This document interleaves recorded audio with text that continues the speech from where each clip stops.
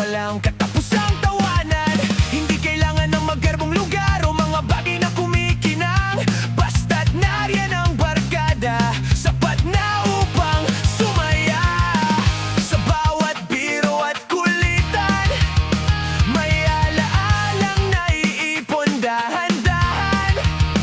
Mga sandaling hindi mabibili ng kahit anong halaga sa mundo. Kahit simpleng kwentuhan lang, puno ng saya